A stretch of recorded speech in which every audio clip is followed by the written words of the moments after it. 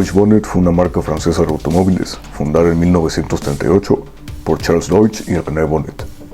Antes de la guerra, la marca se concentró en crear autos de carrera livianos, pero después de la Segunda Guerra Mundial decidieron fabricar automóviles para el público en general, presentando su primer descapotable en el Salón del Automóvil de París de 1950. La compañía también comenzó a fabricar pequeños autos deportivos de carretera. Panhard fue una empresa francesa fundada en 1872, que fue perdiendo su estatus de marca de lujo, antes de su adquisición por Citroën, diseñando el motor Dyna. Dicho motor fue el que dio vida al Deutsche Bonnet HBR5, el modelo más exitoso de la marca. El HBR5 fue introducido en el Salón del Automóvil de París en 1954, con el nombre de Deutsche Bonnet Coach. Comenzaron su producción en 1955. Este modelo tenía una carrocería de fibra de vidrio, faros retráctiles y un techo de plexiglas, con una cubierta interior extraíble. Los primeros modelos fueron construidos por la empresa Chausson y tenían un motor Panhard Dyna de 2 cilindros en configuración boxer, de 848 centímetros cúbicos y 2 carburadores Solex, generando 50 caballos de fuerza. En la época de 1958 a 1964, Deutsche Bonnet comenzó a competir en las 24 horas de Le Mans. Esto causó que los fundadores crearan sus propias marcas, Charles Deutsch y René Bonnet.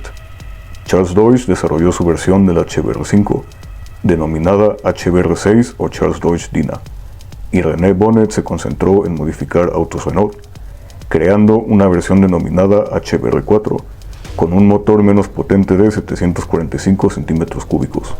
En 1960 y 1961 se creó la versión HBR5 Super Rally, que era una versión más deportiva del HBR5 y podía ser equipada con motores de 1 y 1.3 litros supercargados.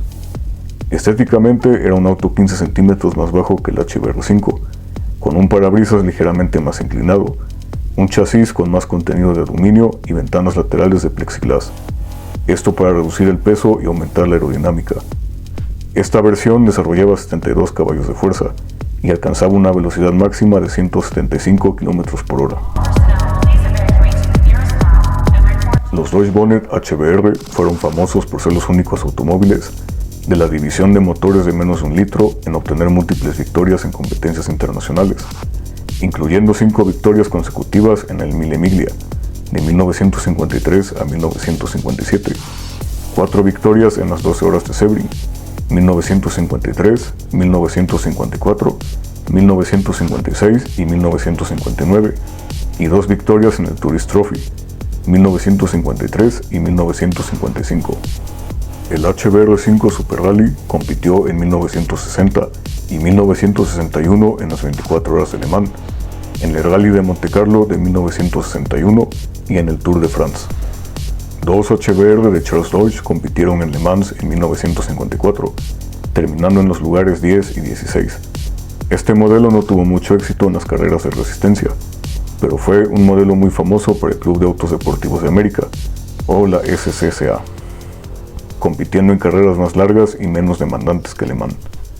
El HBR4 ganó el índice de performance de Le Mans en 1956 y fue el segundo lugar en 1958. En 1959 terminó en 9º lugar en Le Mans, pero ganó el índice de eficiencia y el índice de performance, y en 1960 y 1961 volvió a ganar el índice de performance.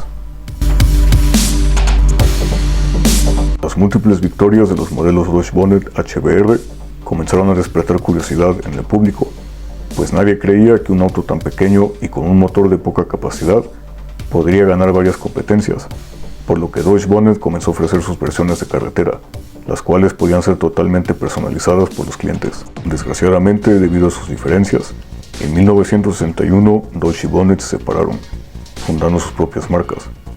Charles Deutsch continuó fabricando automóviles usando como base los motores que ofrecía Panhard, y René Bonnet siguió fabricando automóviles con motores centrales utilizando motores Renault, quien más tarde vendió su marca a Matra Automobiles, y así fue como terminó la producción del mítico Deutsche Bonnet HBR5,